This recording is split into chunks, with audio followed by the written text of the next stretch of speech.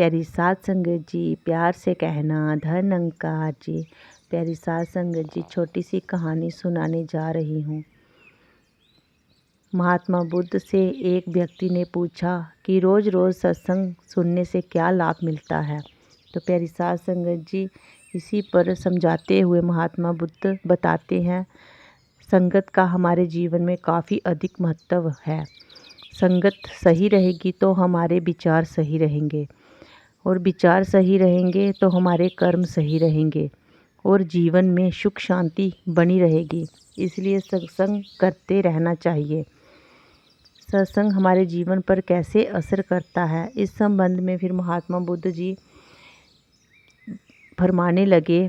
बात उस समय की है जब गौतम बुद्ध काफ़ी प्रसिद्ध हो चुके थे। वह रोज़ प्रवचन देते, जिन्हें सुनने के लिए काफ़ी लोग पहुँचते थे। प्रवचन सुनने एक लड़का रोज़ आता था। वह गौतम बुद्ध की सारी बातें बहुत ध्यान से सुनता था। काफ़ी दिनों तक प्रवचन सुनने के बाद एक दिन उस लड़के ने सोचा कि मैं प्रवचन तो रोज़ सुन रहा हूँ, लेकिन मेरे जीवन में कोई बदलाव नहीं आ रहा है। बुद्ध बातों से अच्छी तरह समझाते, लेकिन कुछ लाभ नहीं हो रहा है। मुझे इस बारे में बुद्ध से बात करनी चाहिए। अगले दिन वह लड़का बुद्ध से बात करने की इच्छा लेकर पहुंच गया। बुद्ध का प्रवचन शुरू हो चुका था और वह लड़का उठ के खड़ा हो गया। अगले दिन वह लड़का बुद्ध से बात करने की इच्छा लेकर पहुंच गया। बुद्ध का प्रवचन शुरू हुआ और वह कह रहे थे कि अगर कोई व्यक्ति हम पर गुस्सा करता है तो वह हमसे ज़्यादा खुद का नुकसान करता है। अगर हम भी दूसरे के गुस्से का जवाब गुस्से से ही देते हैं तो हम खुद का नुकसान कर लेते हैं। बुद्ध की ये बातें सुनते ही वह लड़का खड़ा हो गया और कहने लगा कि तथागत, मैं बहुत दिनों से आपके प्रवचन सुन रहा हूँ, लेकिन मेरे जीवन में तो कोई बदलाव ही नहीं आया। मुझे तो प्रवचन सुनने से कोई लाभ नहीं हो रहा है। बुद्ध ने अपने प्रवचन बीच में रोके और उस लड़के की बात सुनने लगे। जब वह लड़का चुप हो गया तो बुद्ध ने उससे पूछा कि तुम कहाँ रहते हो। लड़का बोला कि मैं श्रावस्ती में रहता हूँ। बुद्ध ने कहा कि श्रावस्ती से जहाँ तक की दूरी कितनी होगी और जहाँ आने में कितना समय लगता है। उस लड़के ने बुद्ध की बातों का उत्तर दिया। तो बुद्ध ने फिर पूछा कि जहाँ आते कैसे हो। उसने बताया कि मैं कभी पैदल आता हूँ, कभी सवारी का कोई साधन मिल जाता है तो उससे आ जाता हूँ। बुद्ध ने फिर एक नया प्रश्न पूछ लिया कि क्या तुम जहाँ बैठे बैठे अपने घर पहुँच सकते हो। ये प्रश्न सुनकर वह लड़का और वहाँ बैठे सभी लोग हैरान हो गए।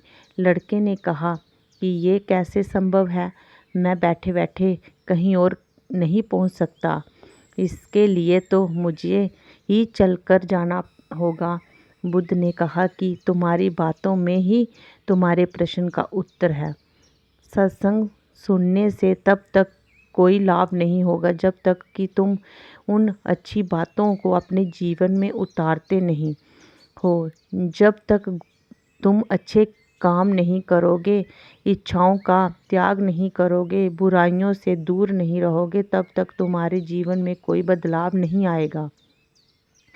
सिर्फ प्रवचन सुनने से, जहाँ बैठने से जीवन में कोई बदलाव नहीं आएगा। बुद्ध ने आगे कहा कि अगर तुम कोई अच्छा करना चाहते हो तो उसके लिए तुम्हें प्रयास करना होगा। विचार करने से काम नहीं होगा। सत्संग में तुम्हें सही गलत बातों की जानकारी मिलती है, लेकिन उन्हें अपने जीवन में किस तरह उतारना है ये तो तुम्हें ही तय करना होगा। तुम्हें प्रयास करने होंगे, तभी जीवन में सुख शांति और सफलता आएगी। सत्संग करते रहने से हमारी बुद्धि पवित्र रहती है और हमारा मन गलत बातों से बचा रहता है। अगर हम सत्संग नहीं करेंगे तो हमारे विचार भटक सकते हैं।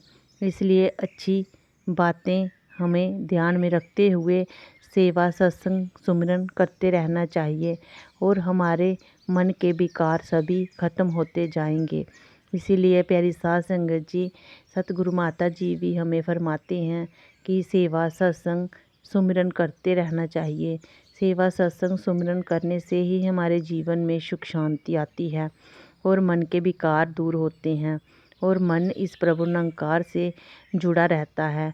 इसलिए प्यारी साध संगत जी, जितना हो सके इतना सत्संग को हम महत्व देते जाएं और सेवा सत्संग सुमिरन करते हुए अपना जीवन व्यतीत कर सकें, ऐसा हमारा भाव बन जाना चाहिए। तो प्यारी साध संगत जी, प्यार से कहना, धन निरंकार जी।